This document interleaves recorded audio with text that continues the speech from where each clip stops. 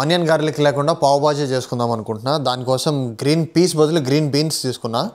లావు పచ్చిమిరపకాయలు, carrots, broccoli, దుంప. కుక్కర్లో ఆయిల్ పోసి తర్వాత కట్ చేసుకున్న వెజిటేబుల్స్ ఒక 2 minutes ఫ్రై చేసుకోవాలి. తర్వాత ఉప్పు, పసుపు, ఫ్రెష్ గా దంచిన అల్లం పేస్ట్ వేసుకున్నాను. కొంచెం వాటర్ పోసి లో ఫ్లేమ్ మీద 4-5 విజిల్స్ రానివ్వాలి. కుక్కర్ తీసిన తర్వాత మెత్తగా గ్రేవీ లాగా వచ్చేదాకా మ్యాష్ చేసుకోవాలి. ఇందులోకి మసాలా హోమ్ మేడ్ నేను చేసుకున్నది. లవంగాలు, దాల్చిన చెక్క, జీలకర్ర, ధనియాలు, యాలుకలు కలిపి పౌడర్ చేసుకొని ఇదే మిక్స్ లో ఉప్పు, కారం కూడా వేసుకున్నాను. ఇదే మసాలాలో శనగపిండి కూడా కలుపుకొని వాటర్ పోసుకొని గడ్డలు లేకుండా బాగా కలుపుకొని తర్వాత గ్రేవీలో యాడ్ చేసుకోవాలి. అలానే కొత్తిమీర కూడా వేసుకోవాలి. నాది లోపల మునిగిపోయింది. పులుపు కోసం నిమ్మకాయ పిండుకోవచ్చు చల్లబడినాక. నేనైతే ఆమ్లా పౌడర్ వేసుకున్నా. పావ్ బాజీ బంచ్ కి దగ్గరగా ఉండే స్టైల్ వి తెచ్చుకొని మకనీలో టోస్ట్ చేసుకున్నా. మకనీ అంటే తెలుగులో వెన్న. ప్యాన్ మీద టోస్ట్ చేసుకునేప్పుడు మాత్రం చాలా లో హీట్ లో చేసుకోవాలి. ఎందుకంటే మకనీ చాలా తొందరగా కరిగిపోయి హీట్ ఎక్కువ వస్తుంది. సో మాడిపోయే ఛాన్స్ ఉంది బ్రెడ్. లాస్ట్ కి అవి సరిపోతాయి లేదని పూరి కూడా చేసుకున్నా. టేస్ట్ అయితే మళ్ళీ చేసుకొని తినాలనిపించి అంత బాగా వచ్చింది.